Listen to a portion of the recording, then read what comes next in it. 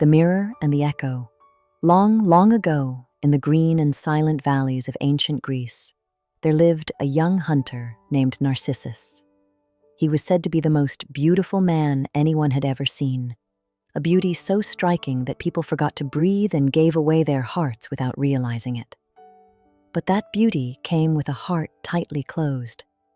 Narcissus believed that no one in this world was worthy of his love.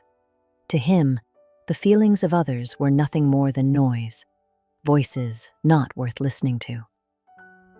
Until one day, fate decided to play a cruel joke deep inside a quiet forest. While hunting, Narcissus wandered away from his companions. He stopped walking and listened. The forest was unusually silent, so silent that unease crept into his heart. He called out, "Is anyone here?" And suddenly, a voice answered back, "Anyone here?" Narcissus frowned. Who would dare mock him like this? Annoyed, he shouted again, "If you're here, then come to me." The voice replied at once, "Come to me." "Are you making fun of me?" His heart began to race. "Then show yourself. Let us meet." And the voice responded, filled with joy, "Let us meet." That voice belonged to Echo, a mountain nymph cursed to speak only the last words spoken to her. Echo had watched Narcissus for a very long time. She loved him in silence, unable to say the words her heart was full of. When she heard the words, "Let us meet," her heart swelled with hope.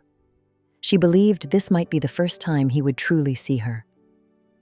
Echo stepped out from behind the trees, arms trembling, hoping for just one embrace. But what she met was a gaze filled with disgust.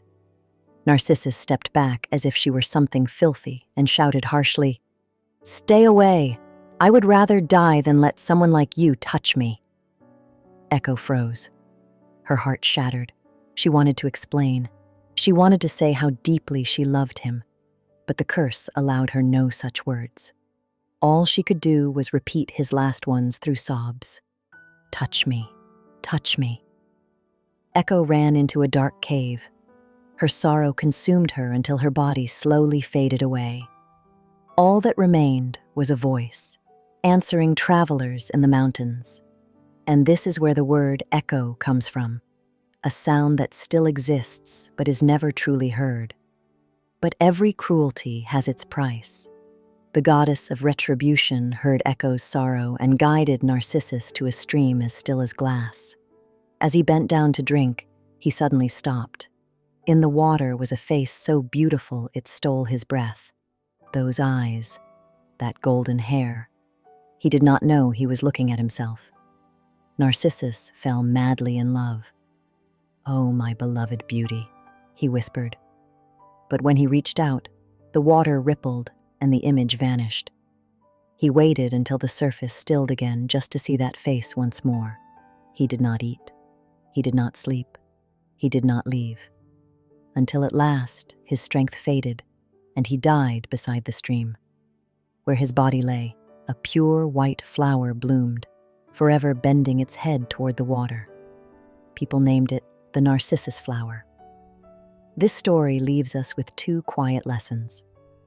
First, narcissism, named after Narcissus, reminds us that loving ourselves too much while ignoring others leads only to loneliness. Second, echo reminds us of the pain of those who long to speak but are never truly listened to.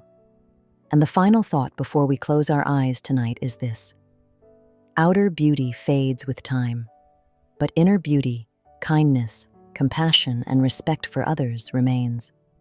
Narcissus had beauty alone, and in the end, he was left with no one, not even himself.